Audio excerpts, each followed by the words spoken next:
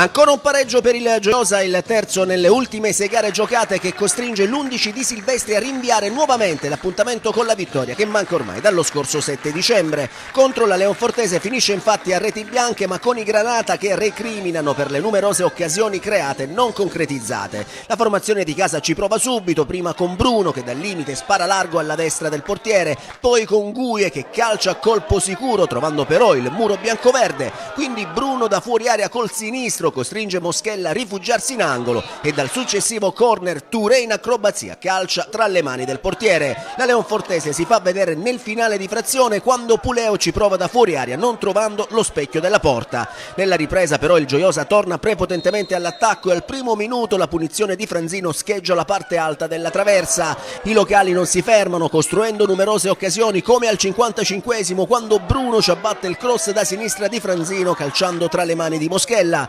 3 minuti dopo è invece Guie che, ricevuta palla in aria, calcia col destro alzando troppo la mira. Poi al 73esimo è la volta di Giovagnoli che da fuori aria libera il sinistro, ma l'estremo ospite risponde presente. Quindi 10 minuti più tardi Meduani dagli sviluppi di corner centra in pieno un difensore biancoverde, mentre al 93esimo la conclusione a colpo sicuro di Goma viene salvata dall'Oporto e sul proseguo dell'azione il destro di Di Bella deviato e disinnescato in tuffo da Moschella. Infine al minuto 95 anche il destro di Meduani sulla punizione di Giovagnoli non sortisce l'effetto sperato. Lo 0-0 finale consegna al Gioiosa il punto numero 24 in classifica, che conferma i Granata all'8° posto a +4 sulla zona play-out, mentre la Leonfortese si porta a 22 facendo un piccolo passo in avanti verso la salvezza.